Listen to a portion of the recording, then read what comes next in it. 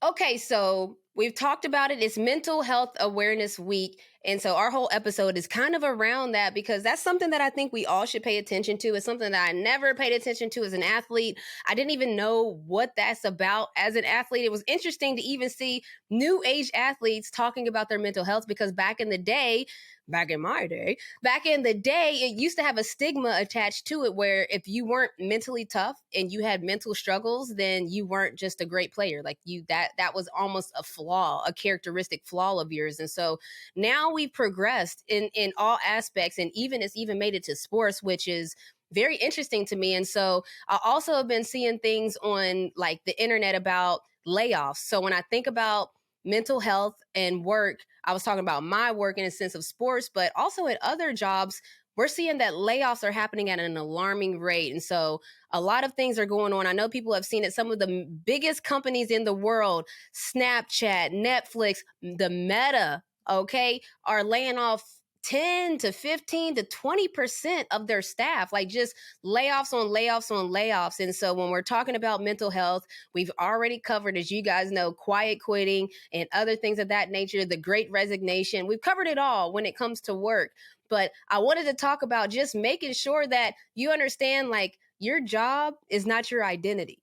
I think people have a hard time with that. And when I say people, I'm saying athletes and I'm talking about other people as well. But your job is not actually your identity. You can go hard for your job. You can be passionate about your job. You can be all in for your job. But whatever happens at your job is not actually who you are. And I only say that because when we're talking about mental health awareness and mental health awareness week and all these layoffs are happening, it's not just Meta that's laying off people. It's not just the big companies. I'm sure that people are getting let off in their job right now. And I know that I saw something also that said remote workers are the first ones getting let go when in this like layoff period. So whatever's happening with you and your job and whatever's happening with you in your world are two different things. So if something not great happens with your job, you got to remember that you are you. Pick yourself back up, get yourself another job or start your own job or do whatever you need to do because you do need to take care of yourself financially, but just don't let it affect the mentals, man. Like the mentals, man, you got to take care of the mentals because things will happen. I got hacked this morning. Somebody took my Twitter. I love Twitter. Y'all know that's one of my favorite apps. I tell y'all good morning and sometimes I tell y'all good night. And then somebody took my Twitter. Serena was looking at me. She's throwing a fit. She's like, why aren't you upset? And I'm like, I can't control that. Like, I don't know what's going to happen. Like, I can't control it. So the mentals, man, that's the only thing that you really can control is your own mentals. You can't control what somebody does to you or what happens to you. So just take care at home and that's your mentals. MoCo Newsroom, back at it again. What do y'all have for me this wonderful mental health awareness week? Okay, so since it is Mental Health Awareness Week, a new study came out by NBC News, published in the PLOS, which is a Public Library of Science. And it says that young adults have become more sensitive and more neurotic following the pandemic. And it says the research shows people's personalities greatly shifted during the pandemic. And this is in response to the big five responses, which are openness to experience, openness to I can't pronounce this word. Is consciousness? Yes. So openness to experience, openness to consciousness, extroversion, agreeable, and neuroticism. So that's basically thinking that the worst case scenario is going to happen. And there's been a second study also done this week that came out, published by CNN, that 90% of people in the U.S. are actually experiencing a mental health crisis. So, if people have been feeling like the pandemic has heightened people's tensions, you guys are absolutely right, because there has been a new study that proves that. Wow, that's crazy. That's how I feel. When I was in the house the entire pandemic, pretty much alone, and so I didn't have any human interaction like at all. So whenever it was time for me to come back outside, I'm kind of flinching at everyone around me, thinking like, I don't know, people own stuff. I'm pretty much leading with insecurity. I'm outside being more, like you said, more sensitive to everything. Yeah. Just because I feel like more pressure to be perfect. Because I was back outside now. It's like, okay, I've been in the house so long. Let me come out and make a splash. And with that, I guess I may have led with my insecurities in those moments, because it's like, okay, this is the moment. I'm back outside. Yeah, And it no, did that's make a me good more point. sensitive. Do you feel think me? you're That's past a that that's now, or is it like permanent you now? It's not permanent me anymore. It took a while of me getting back outside and kind of just kicking it with strangers, kind of like, as far as just like speaking to strangers and how you doing, sir, ma'am, striking Wow. up conversations, just to train my mind to be back. That all this talk during the pandemic of people lives mattering or whatnot, and all this stuff going on, I'm training. I had to train myself to be peaceful around certain races, like, and certain people, just because they view me a certain way. I'm black with tattoos and dreads on my face, like, you know what I Yeah. mean? Right. And so people look at me a certain way, and so I had to stop assuming that the person looking at me saw what I was thinking, and Yeah. give people a fair chance. And once I did that, I realized that, man, everybody cool, man. They just don't know how to communicate. Like, you know what I That's mean? what's up, Jew. It take me Yeah, Wow. that's the communicating number more and one getting louder. problem. The number one problem is communication. Yeah, With Definitely. mental health, for sure. communicating. That's What the number one. absolutely That's true. I crazy mean, because go ahead, babe. no, I was just gonna say that's a good point. Like when everybody during quarantine, I remember hearing a lot. Oh, when the floodgates open, when everything opens up, and I guess I never really thought about it that way, but it was some pressure of, okay, so you've been locked up for so long. What have you been working on? What are you doing with all this free time? So it's like, I think that there's a big emphasis right now on, it's okay to do nothing. You don't always have to be busy, because we're a very busy type of culture, and I feel like quarantine and COVID and everything kind of brought us back to, we don't always have to, put that pressure on ourselves to constantly stay busy. Yeah. I think it was quite the opposite for me. I think that, yes, the busy, busy, busy. I was so busy we had so much going on right before that everything shut down, that once it shut down, I realized I ain't got to do nothing. I don't have to do anything. Mine went the opposite way. Like a lot of people, when they came back out, let me tell you, my biggest concern when I came back out was I didn't want my kids to get COVID, but then we got the shots. And then I was like, okay, I'm kind of cool now that we got the shot. But my biggest thing was, now the word no comes out my mouth so fast, because I was like, I have been in my house not being bothered for so long that now when I come out and people are like, oh yeah, we want to do this, I'm like, nah. I'm good. No, I'm good. Maybe It made that's me, how a lot of people feel too. it made me just feel like, and then like certain things that you wear, like people wearing certain stuff to certain places, I'm like, you good, Vance? We good. We gonna go. All this pressure. Yeah, it's just like whatever. Because then we found out, basically, regardless of who had what and who was doing what, they was in the house like we was in the house. They was in their pajamas from 8 a.m. to 11 p.m. They would sleep when they would sleep. It just became, everybody was kind of just like the same. So my problem is now, like my mother-in-law said to me, I just don't.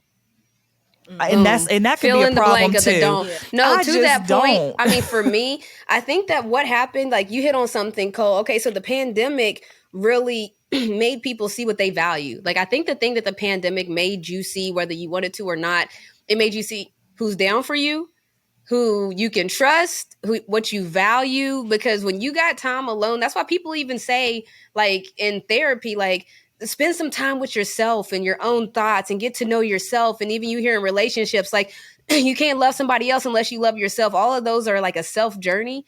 And I think the pandemic really made people have a self journey. And so for me, this is like probably a shocker alert to people, but like I have a very extroverted personality. But anybody that actually knows me knows that I would prefer to be inside, just chilling, like in the corner somewhere, 10 times out of 10. Like that is like, if you ask me to typically, do I want to do something? It's probably a no. I'd rather be in the house. Like I got very, very introverted tendencies.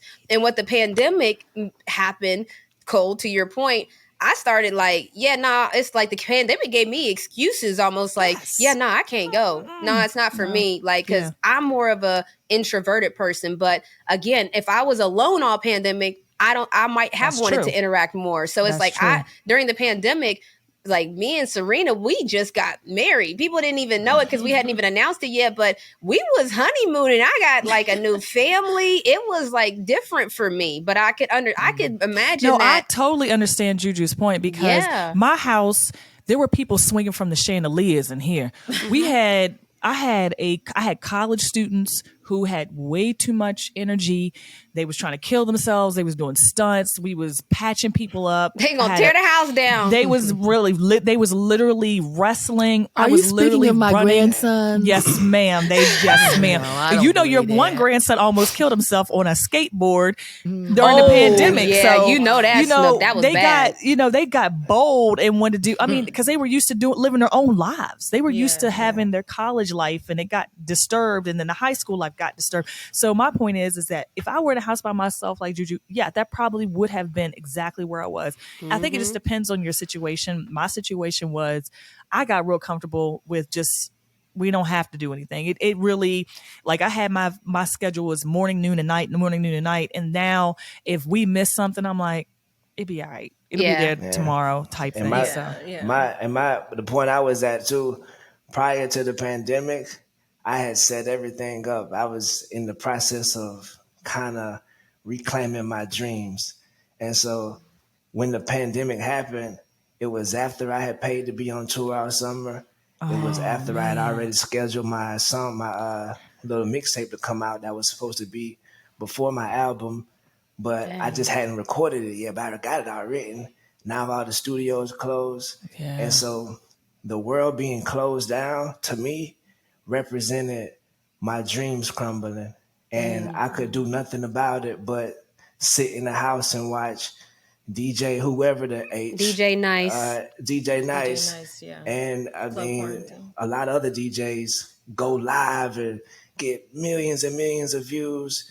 Meanwhile, I'm in my house realizing that, damn, bro, my dreams is on pause, or are they over, or like, will I get another chance to get some momentum when this is over with? Dang, that's tough. And then I realized what you said, that you see who mess with you or not. And sadly, during the pandemic, I realized that I ain't got no real partners except one. You know what I mean? Who I introduced y'all to. Yeah, that's my guy. I was about to say. My dog. Yeah. You know what I mean? But it's like I ain't got no real partners at all. Like I'm talking about, nobody called me during the pandemic. Not besides my mama. Like, you know what I mean? I wish I'd had your number and knew I That's what would I'm have about to called say. you. That's Juju. over now. Yeah, You that's got a over whole now, crew Juju. now, for You real, for disappear, real. and we don't hear from you in a few days. Yeah, it's you gonna might have be- somebody kicking your door down. Facts. That's the way we do. That's the way And we to do. and to Nicole's point, I feel like people, during quarantine, I feel like they understood their limits. Like now, everybody's been talking about it. Oh, people's patience are getting a little bit shorter and shorter. Tensions are just everything's a little bit more tense when you go to the store. People don't want you to touch them and things like that. I feel like people just understood their limits a little bit more. Like, No, we figured out that people are dirty. I mean, exactly. Don't breathe A lot on me. of You ain't things- brush your a lot of teeth. things are dirty. Don't touch Yeah. my cart because you don't wash your hands. Yeah, but even People- more than that, like, who you're gonna hang out with, like who No. like what you guys Definitely. were saying, who's there for you, who are your real friends, who's there, because it is a life or death situation. Basically, at least that's what it felt like during the pandemic. Yeah. It felt like every decision was life or death. So people understood their limits a little bit more, and I feel like now people aren't afraid to say no. Hey, you want to go hang out? No, I'm good.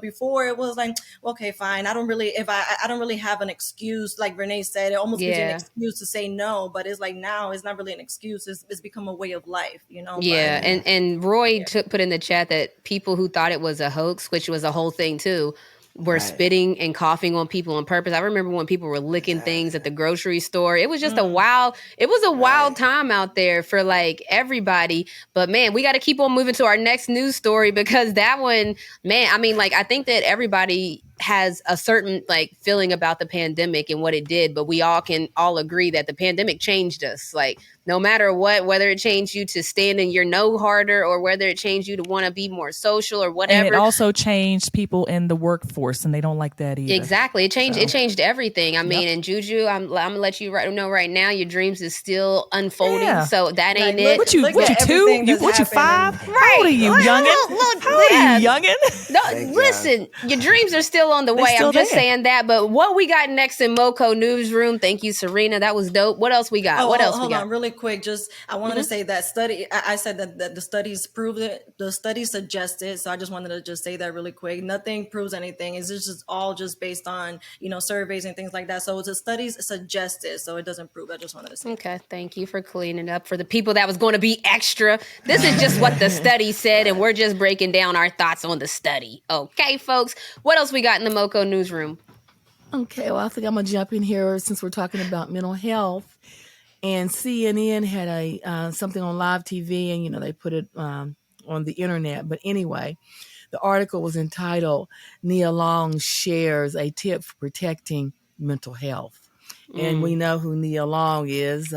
She's an actress, and she was a fiance to the Boston Celtics coach who recently had some front page stuff going on. But anyway, the actress took to Instagram on Tuesday morning, writing a tip for mental health. Learn, and this is really good. I'm really proud of her. I think this is just straight out good advice. Learn to distinguish who deserves an explanation, who deserves one answer, and who deserves absolutely nothing. I think that's the best advice ever. That's Because really a good lot of the advice, times actually. We're concerned about stuff, and we need to realize who's it important to. You know what I mean? That's right. No. So this is nearly 2 weeks after all of this stuff has been on the internet about, her and her fiance or whatever.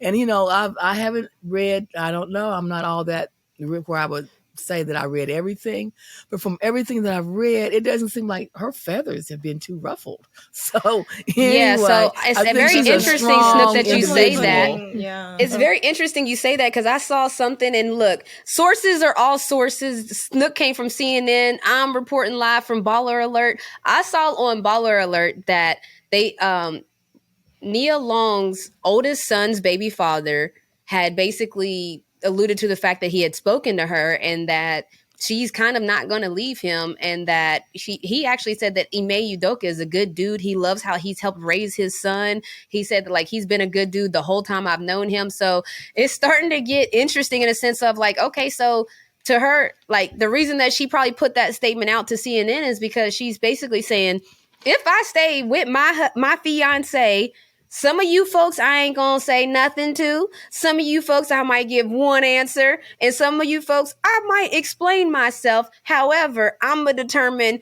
who gets what. So I think that's kind of what she's kind of laying the foundation for, because to your point, Snook, I have seen the same type of things where it doesn't look like they probably are going to separate. So she's basically letting people know, mind your business and I'll mind mine is how she's going to protect her mental health.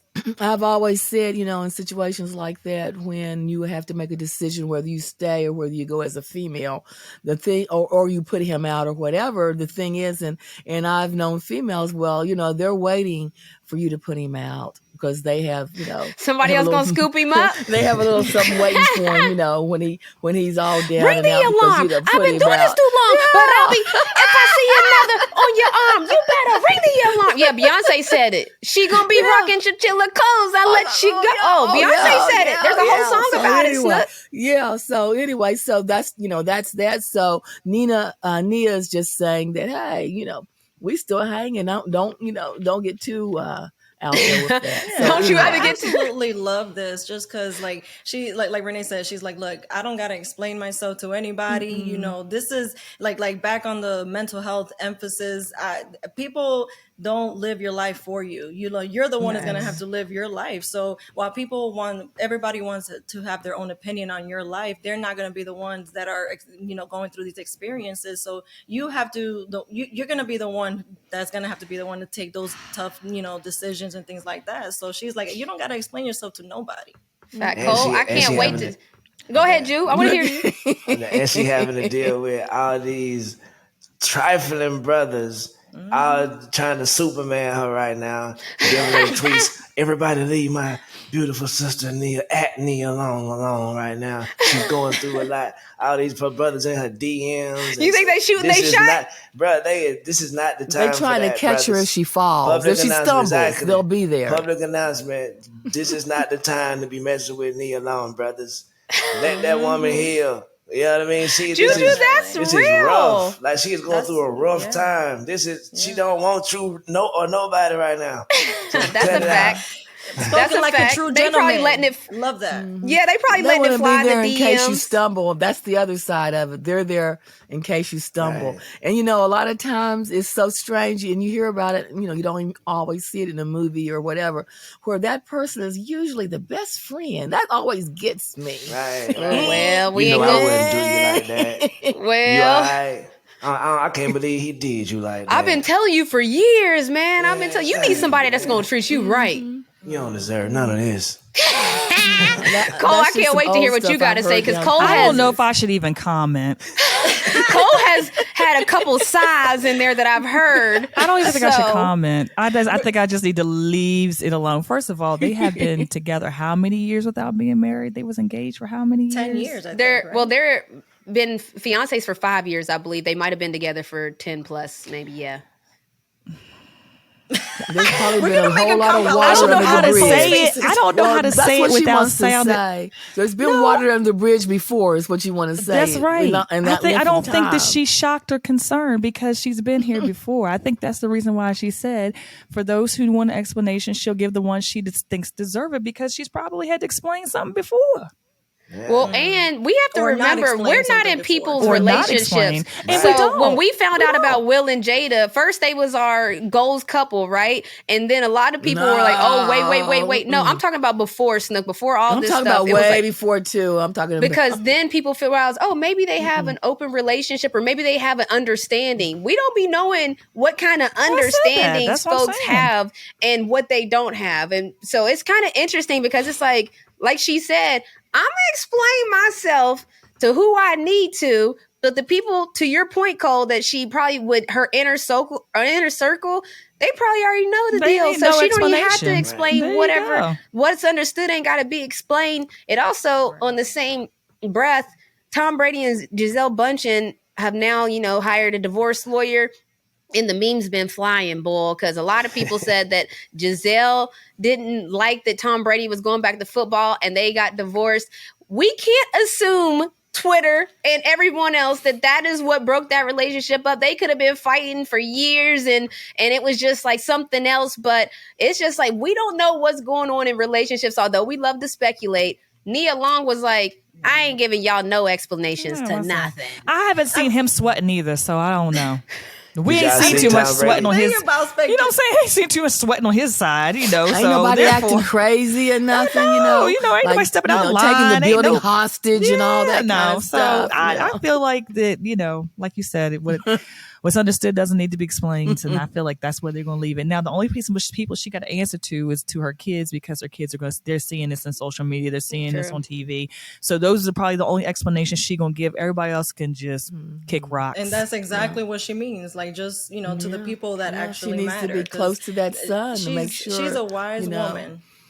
Did y'all see Tom Brady relationships teammate? where the son has found out about someone, his dad doing things like that, and they've had this wall that immediately went up between them and the dad. So she needs to be there working with her son, to make sure that for sure, she definitely needs to do that. And Juju, I don't know if y'all heard Juju say that. Did y'all see his teammate? And what are you referencing, Juju, in case they didn't?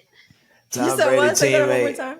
Tom Brady teammate announced his retirement today, and he said it's because he wanted to be with his wife and his kids and be a full-time dad and full-time husband. I was like, so were you like a part-time Did husband? You say that? Is that for real? I'm cracking up. So what is his name? Cole Beasley.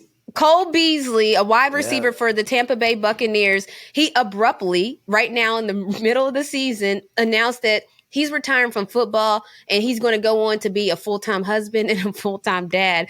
And it kind of sent the internet in a hilarious frenzy because it was like, sir, were you halftime dad and part-time dad and a part-time husband? Nah, it's in the family because that's what Giselle want from Tom Brady. Giselle looking at Tom like, look at him. Yeah. See that? Look at your boy. Yeah, she gave it all up. This is exactly why it's over. Won't stop. 2 words, over with. This why. And that's probably what Cole Beasley's wife told him. She was like, look at here. I'm going to tell you what Giselle told Tom. You had 2 catches last game. You can either quit that or come on home, brother, because it is not working out for you. You may as well come on home. Or it's over and with. moving on to the next MoCo. What else y'all got in the newsroom? What else we got? I had 2, and one of them is a bark in the kennel that I really don't want you to give that much talk about. It's literally California. It says deeply offensive California school forfeits football season following slave auction. Oh my auction goodness! prank. Oh my god! Yeah, now listen, the reason that. why I said this was my first one, but I didn't want to give it any type of because then I was like, okay, this is terrible. This is awful. I agree. You know, the school is doing something about it. Until I heard 2 key pieces of information that made me think that, yeah, they were punishing them, but not really. So this school, they did a prank on the school bus, and then they forfeited the season. By the time they disciplined all the players who were part of this prank, they didn't have enough time. They didn't have enough to play the season. Well, they put them out of their misery. Their daggone record was 0-6. So why are you on this bus focusing on the slave auction, not focusing on the playbook is beyond me. Right. And then second of all, the school system literally wasn't really doing, I mean, they did what they had to do, which I'm not going to say they weren't, but it's like, so the kids who didn't do it got to go down to JV, which that doesn't work if you're really a senior playing, but whatever have you. My point is a bark in the kennel because this is becoming a more common thing that we're seeing here in America. And you really can't discipline kids that don't know about racism. And since you're taking that out of history, I'm going to keep on saying this until people understand. And you're taking it out of history to understand what slavery and what racism is. You can't discipline something that kids don't know. It's almost disciplining a toddler. Yeah. If a toddler doesn't know that they're not supposed to do something and you discipline them for it, you're disciplining them without telling them exactly what it is. But I agree with you if it's a toddler. Oh, go ahead, Sam. Go ahead. No. I was just agreeing. I was saying I say that all the time. What happened to expulsion? What happened to expulsion? Like, what happened to getting expelled from school? Like, the football season. They would expel black students in a minute. You know, exactly. Well, I was going to say, Cole, to your point, it's interesting though, because that age group, y'all know better. First of all, like, y'all know better that age group. The younger kids, like if it's Vance's era and we're talking 7 and below, and they really might not have been able to. There's no way in the world, in my mind, that these high schoolers don't know better. No. I'm not saying they don't know better. I said with them moving forward with how they're changing, how they're teaching history, you aren't going to be able to go ahead and discipline kids on acts of racism without teaching them what racism actually is. And if you're taking it out of a history where they see examples of it, then you can't go to someone, let's say 15 years from now, like you said, Vance's age, if they haven't taught it, if these kids are doing this and we as older adults know it's not right, how are you going to discipline these kids? You can't do that. It's true. And Roy said, nah, man, if they know about a slave trade, they know enough about racism to be expelled. I agree. These kids, I'm just saying, because right now my son, he was talking about Juju. He was reporting that Juju said, what about expulsion? Yeah. Whatever happened to expulsion? And Roy said, no, expulsions. Man, if they know enough about slave trades, then they know enough about racism to be expelled, because I agree. Dropping them down and different things of that nature, it kind of sets a tone of racism isn't as offensive as fill in the blank, because some things might be expulsion ready. Like, you do this and it's like, oh, you're out of here automatically. Exactly. But do they even really practice expulsion anymore? That's what he was saying. Where are you sending these kids to? I mean, because a lot of these kids are still, even if you expel them when they're 12 and 11 and 10 or 15 or 14, it's like they still have to go to school till they're 16. So where are you sending them once you expel them? That's the question. Listen, Roy said 2 Americas. Yeah, 2 Americas. So that was my bark in the kennel. Wait, one second. But before you finish that, to go with what you were saying about knowing about slavery and all those things and how they can get in trouble before that or for that, not knowing, I think that serves the same purpose with patience. Like, kids in like elementary school, K through like 3, they shouldn't be in the class all learning about math only and maybe a little science here and a little social studies here and there. You should institute a class called patience. You should institute a class called like what to do in Critical scenarios. thinking. Right. I So taught that. when it comes to peers, like, you know what I mean? When it comes to your that. peers, because that's the most important thing to teach a young mind. Like you say, they can't grow up not knowing about the slave trade. That's the same thing. Some of these kids grow up without people in the house showing them what's right to do with their patients, or they see somebody snapping at home, so they snapping in class. That's very That's true. That's that's gonna teach them learned at the house, behavior. yeah, exactly. That's very For sure. true. That's Rory very said true. people might confuse critical thinking with critical race theory. And that's the I don't problem. know about that, Rory. I don't know. That's true. You think so? Yeah. Well, but that's a problem. But when I say critical thinking, we tell this to my son all the time. I'll be like, Junior, explain to me why this is a good idea. If he tries to, like, I want Junior to be able to articulate to me. So when I say critical thinking, just to clarify, I want you to be able to assess a situation. You have this, you have that. What deductive reasoning can you make from that situation, from your past experiences, from your knowledge that you've learned, and just from your gut instinct? Because I believe in that too. So when I be talking to our son, I'll be like, no, Junior, tell me about this situation. And when he says something, I'll be like, now, why did you think that was a good idea? Like, I want to know what he thinks. And I want that too. I want him to try to explain it, because sometimes even as he's explaining it to me, he realizes it was not a good idea. But to your point, Juju, I don't know if that's being taught everywhere. I mean, I learned that in sports the most, in the sense of like, you assess situations quick, like boom, boom, boom, boom, boom. We're assessing situations fast all the time. But also too, just in regular life, people, I don't know if people have critical thinking skills anymore, or do they just follow what a crowd is saying or follow what the person around them is saying? And that's how you end up doing a fake auction of actual humans. Like that's when it happens, where you just following the crowd. I would agree. Right. I don't think people should know who Thomas Jefferson is without knowing what to do if he slaps you right now in class. Like, you know what I mean?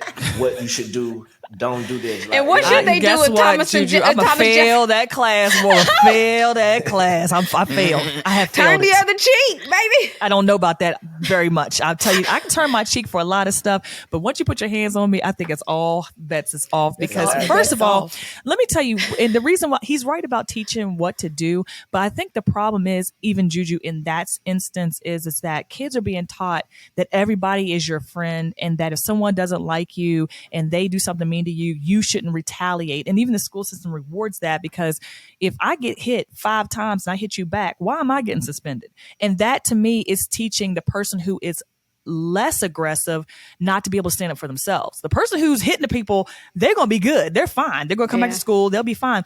But now we have a bunch of people, like you said, who can't tolerate things and don't know how to stand up for themselves. So in one instance, you want to teach kids, I would say, to be more sensitive to people who are different, but then you don't want to teach them to not be aggressive and stand up for themselves. It's like a very fine line, and that's the part from me. From people who are different. Or just give them anger management. Then this is an anger management class in kindergarten. Like, not be reactive, to be proactive. Like, okay, cool, everybody, 1, 2, 3, woosah. Like, I think that there's some interesting things there, like teach people life skills as well as book skills. Like, you know, so it's basically like we teach a lot of book knowledge and a lot of book things that you can learn that's tactical. Like you mess around and you found out, you know, like that's book stuff. It's a charts, you know, like but we also might need to teach kids. Twice shy. Because I also honestly think the biggest course that I think every kid right now is going to need is a confidence course, because of now social media. Thank you. I think that social media is going to make people very, very insecure. Adults are insecure because of social media. Yeah. So how do you think a kid is going to navigate? And I know everything isn't about social media, but also everything is about social media, because this is where we are now in the world. It's just that is how we connect, through the internet, through social platforms. So while they're teaching anger management, while they're teaching patience, they better add confidence in there. You know, they better add, how do you react to a bully? Because we see a lot of children committing suicide, and it's like, children committing suicide? That's what I'm saying. That's the part that's for me. That's what I'm saying, is that the school system does not nurture enough of stand up for yourself, because the school system wants you to come to them for them to help you. and then they can't help you. So how did the child supposed to navigate? Well, like, oh, tell the teacher. The teacher tells the administration. The parents come up there. They're up there yelling, but no one is telling the child, hit them back, because you're getting hit anyway. You're getting hit anyway. Like, I just want parents to understand. And that's like, the kids are like, oh, well, that's not them. Well, guess what? That's not them, but this is what's happening to them. You have to teach them to be able to stand up for themselves. And if they can take a hit when they don't want to take a hit, they can fight back. They're going to get hit again, so they get hit anyway. It's just, you got to teach. That's why you teach your kid karate, with taekwondo, jiu-jitsu, all of it. Yeah, you listen, Coach, shouts to Cobra Kai. Yeah. Let me just tell you this real quick little story. When this is 1959 or whatever. Well, maybe I was in the third or fourth grade. But anyway, we used to have some interactions with people with fights after school, before school, or whatever. And so the principal called me in the office and was telling me this biblical story, and that I should turn the other cheek. I mean, it was pretty lengthy little story and everything. And when he finished, he said, well, do you know what, this is what I've told you. I said, yeah. And he said, what does it mean? I said, well, I'm just going to tell you, I know what you told me, but my grandmother told me if somebody put their hands on me and I didn't hit them back, I bet not be returning to her house. So I don't know what I would do. But back in the day, nobody was playing that with. Yeah, you wasn't playing. It's still like that for me. It's still like that for me. I don't want my child being a punching bag and then feel like I can't help him because I'm telling him to tell the teacher, and the teacher's telling the principal, and the principal's telling the child, don't put your hands on him. And then as soon as he turns his back, they putting their hands on him and he going back. It's a vicious and ugly cycle. Who wants to live with that every day? So I say turn around. I told Vance, knock the head off of him. Let me tell you, that happened. Mama tell you, I just told her story yesterday. A little boy, Vance got a fresh cut. Fresh cut, this and the other. So the boy slapped him back of the head, and Vance literally picked him up and just slammed him. You won't slap him in the back of the head again. It was on the playground. I saw the whole thing. I watched it from the beginning to the end. And I said, and then guess what? Today they're playing. See, okay, that's the thing about kids, and though, but that's the thing, because Vance fought back. Now it's not a big deal. It's not like the kid's gonna be like, oh, I'm gonna try it again. He had a great reaction yesterday. He cried. No. He took up for himself. So now it's like, okay, cool. But you got to take up for yourself at some point. Like, I could have got out the car and said, hey, don't put your hand. Now, what's that going to do? Yeah. Mm-hmm. No, what's mama's that going to do? Boy. Then he becomes a mama's boy. So, no, I agree with Juju. I just think that also with patience, you need to teach self-confidence. Well, you got to defend yourself all times. Yeah. All right. So let me get to my. No, you can't do no real one. We out of time. I'm sorry. The rundown is, this is a great debate, VP. Thank you for this. So Roy, Juju, we want all of y'all's inputs too. VP, we want you too. So come on with it. The debate is that Aaron Judge hit his 62nd, I believe, home run, which is historic, unbelievable. The ball is worth some money. So a lucky guy that attended the game caught the ball. Now, when you catch the ball, it's your ball. Like, that's yours now. That's how sports works. It's like, that is now your possession. You own it. The honorable thing that a lot of people do is give back the ball. Sometimes there's deals with it. Tom Brady, when he threw his certain amount of touchdowns, he gave the person a jersey, a signed jersey, tickets to the game, like they will and deal for these balls. Okay. So that's the side note. This guy, Aaron Judge, said, I would like to have my ball back. So now people are like, to the guy that caught it, are you going to give it back to him? Well, time has passed. He's gotten offers for the ball, of course, because it's worth money. It's valuable. Offers up to millions, as in like 2 million, like as in a legitimate offer on the table. So now the guy that caught it said, yeah, I'm not sure if I'm ready to just give up the ball just yet. So there's a big debate going on whether you do the honorable thing and get that man his ball, that he broke history, or whether it's your ball, you do what you want with it debate. So we're going to bring it to the MoCo debate because we want to hear what y'all got to say about this historic moment. Bruh, well, I'll just jump in there real quick. Okay. Go ahead. No, I was just saying, I was going to jump in there real quick. It's very easy. We can make everybody happy. You want a deal that, everybody ends up happy. So you just tell Aaron Judge, that you got a $2 million offer on the table. All he has to do, here's the ball, and you just give me 2.1 or 2 points, Snoop and it's said match yours. the offer. And so therefore, yeah, well, I mean, if he's going to be, having all that money, he can have the ball, and the fan who caught it can have the money. And so everybody leaves happy. I love it. I signed no contract when I walked in this building. I didn't do nothing. I sat in my chair and he hit the ball at me. I could defend myself. I almost got hit in the face for real.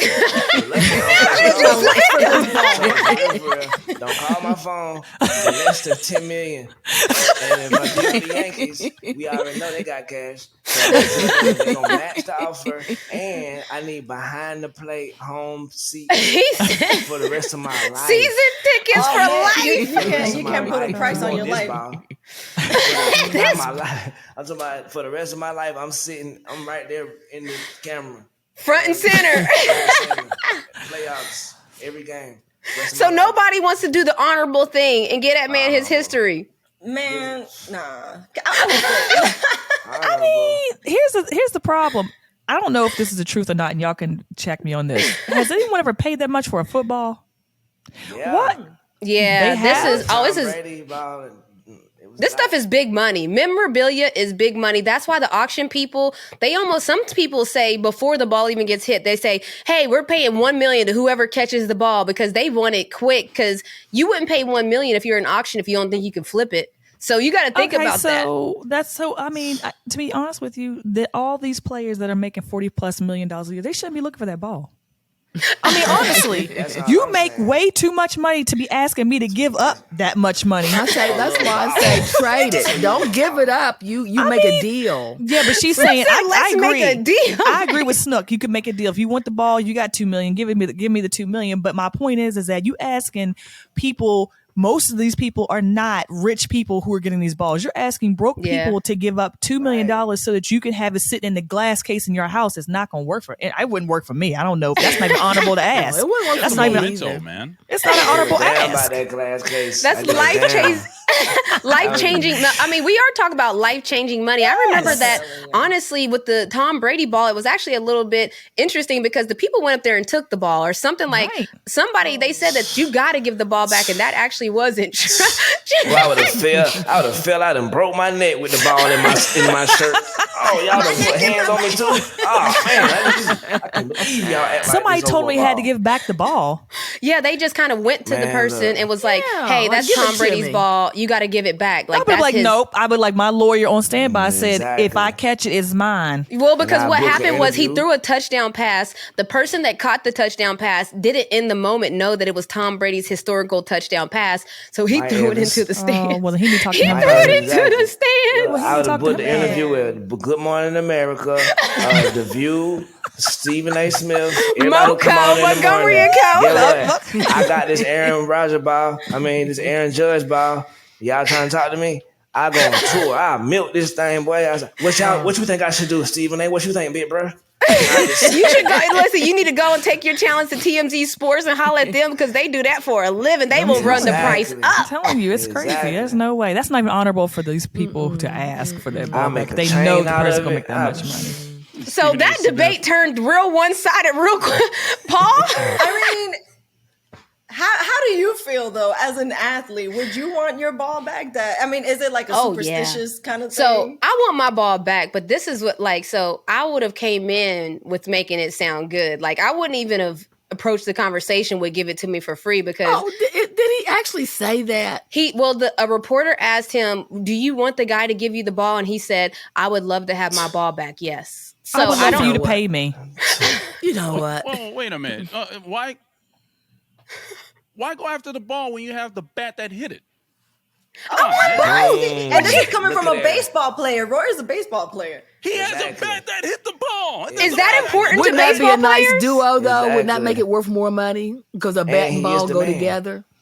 Renee, I'm going to say this. If you ever had someone if you ever had a basketball and you won a championship with the basketball, I know you would love it back and I would love for you to have it back. But if someone who you make the shot and then somebody just throws it up because y'all win the championship at the last minute or something like that and it goes in the stands, you really want that person, if they could get X amount of dollars No. You want that person to give you the ball back. Yes, but I want to play let's make a deal. What I was saying was I would have never went to that person with nothing to offer because that sounds crazy. So if I was him, I'd have been like, $2 million is nothing, right? Is what you're saying? No, I wouldn't even have came in. Change. Whoa. Let's be clear. These baseball players, that's chump change. That's chump change for them. But what I'm saying is, I really would have went the let's make a deal route. So that person can only offer me. Listen, I do deals for a living. I would have been like, listen, that person can only offer you cash. Let me tell you what I can offer you. You want to hit with me one weekend? Let's go to the park one weekend and we can hit together. I'll give you 1 million season tickets behind the plate, and you can come hang with me one night and roll with me. I'm gonna give you some memories. Can they offer you that? You got to remember, I'd be like, give me my $2 million and I make my own daggone memories. I can buy my own seasonal seats. Let me tell you something. $2 million. No, I'm sorry. $2 million. I can buy my own season seats behind the box. I can have my $2 million. Y'all gotta remember, this is a fan. People don't like to spend with $2 million that can buy their own seasonal tickets at this point behind where they want to buy them. I tell them that sounds good, brother, but can I add one more thing to what you need, just said? $10 more million, and we good. Cause your contract next year, bit, bro. Oh, so you're saying so you're saying next year we'll talk about more because I ain't got that contract yet, bro. $1 million for this ball. It's like you don't even like me. I feel like, you think I'm trash. So you think the $2 million offer is even too low? Oh my God. I think See, first Cole and them have already accepted their $2 million. They get my $2 million to get out before he do something. Look, before some of these, unfortunately, some of these athletes do something scandalous and the ball be worth nothing. You better get rid of it while Cole you can. Said she taking her money and running, honey. Juju might hold on his ball. Yeah, one day too long. I'll be in the south of France with the ball around my waist in one of them briefcase with the chain handcuffs to the briefcase. Chop his whole hand off. Like that. Yeah. Juju gonna make himself a marked man. Juju is very uncomfortable to travel like that. We've been on a trip where that happened. Y'all remember? What? For real? When we went on that upper bound trip with the suitcase of money. What y'all got going on? No. We didn't have anything going on. Suitcase of money. Good to cut that That's a wild sentence. Cut that part out too. Cut that part out too. Listen, this is a wild Don't bring nothing sentence. else up. I put the bleep in on that one. Don't bring that up either. Actually leave it in there, and we just gonna leave it at that and just say snap. So we don't normally travel money on us, folks, in case you know. But I do have a scenario then, since we having the great debate. I want to hear what y'all think because I have a ball that could be worth some real money too, signed by the forever President Barack Obama. It was his campaign ball that he would play with when he was on the campaign. I asked him for it. He actually signed it for me and said, "Oh, I didn't want to do this, but I want to teach you a lesson that fortune favors the bold. And the fact that you asked, I want to show you that that's a good look." So I have that in a security deposit You're box. not selling that ball. I don't care. Know. It's a family heirloom, but I'm just saying, if somebody offered me $10 million, let's say $2 million, do y'all think I should sell our family heirloom? You lost your mind. No. What if Barack Obama came back? Exactly. What if Barack Obama came back and said, "Hey, I'm gonna need that ball back for listen. We're talking about this is two different scenarios. Number one, he gave you the ball. So if he didn't want you to have it, he wouldn't have given it to you. Number two, he doesn't want the ball back. Number three, we have the ball. See, the problem is that the person who wants the ball does not have the ball. We're not selling the ball because we already have it. We have gotten approval. And but I'm to us saying, for free. Would you sell it? Is there a price tag that you would sell? There's no price tag on that. There'll never be another first black president, regardless of how many millions of years we're here. You will never be able to say. So you will never. That memorabilia will always be what it is. This guy can have another season and hit another 1,000 balls because they could play to these 60, 70 baseball players. Yeah, but wasn't this one was the one that broke Babe Ruth's? What do you mean? I'm not doing that. No, she said, "No, this is and salute to my sister." No, we're not doing that. For the Obama ball, if them folks said, "Hey, Drew, here's $100 million for the first black president ball," I'd be like, "Sir, where do I sign?" And you have it on you.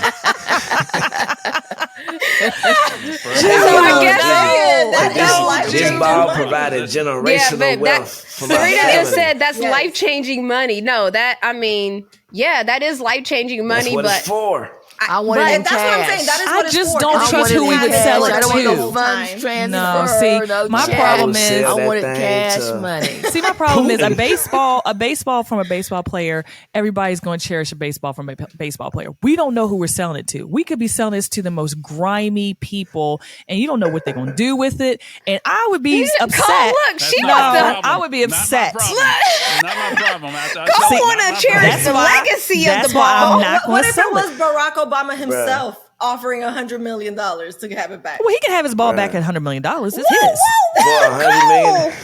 For $100 million. It's his. For $100 million. Wait a minute. If he Whose wants his ball is back, it, Cole? Is it our family ball now, No. or is it President Barack? I thought you gave it to me. What he happens did give when it to you. give it to That somebody? baseball, the tables have that turned. baseball flew out the air and landed on somebody. If Barack Obama gave you this basketball, and then he says, "Hey, you know what? I just, I still on my heart. I want to give you $100 million if you just give it back to me." What if he I says trusted zero, to go- Cole? No, you're not getting it back for zero, sir. I love you. That's not gonna happen. That's not gonna happen. Look, for $100 million. I voted for that's you not gonna twice, happen. man. No, it's not gonna happen. I'm sorry, sir. No, Wait, no, but sir. Cole, you said it's his ball. No, Why he ma'am. can't? And Roy, I No, wish I ma'am, could no vote for ham. him again. No, I'm so confused. You're not getting this ball. Cole said you can get it back for $100 million because it's your ball, but if it's for $0, no. I'm sorry. It ain't your $100 ball million. if it's for $0. If it's for $0, it's still my ball. You have not purchased it. Now, $100 million is your ball, but for zero, it's still I hope the mine. president doesn't listen to your podcast. My brothers and Wait, let me sisters. tell you something. hope he does. I hope he does, because I bet you he'd be real about it. He'd be like, "You better not give that ball away for less than $100 million." I'm going to tell you that right now. he'll be like, "Do you sentimental values?" Hey, I be like, my I'm brothers sentimental and until you sisters. ask for it back, sir. I love you dearly, but it's mine. I be like, We're Brother keeping it. Obama, for $100 million, I will sell that ball to Putin. No, See? And that's what I'm afraid KGB of. over here, man. And see, And that beat is that. our MoCo Debate. that's exactly what I'm afraid of. I'm glad you What said he it. gonna do? What he gonna do? He gonna hoop with it? He gonna win. What is he gonna do with the ball, bro? Put a bomb And in that thing. concludes our MoCo I had Debate. something to We say, ain't but it selling doesn't sound unless right. you buying, No. baby. Okay, we ain't selling unless you buying. All right.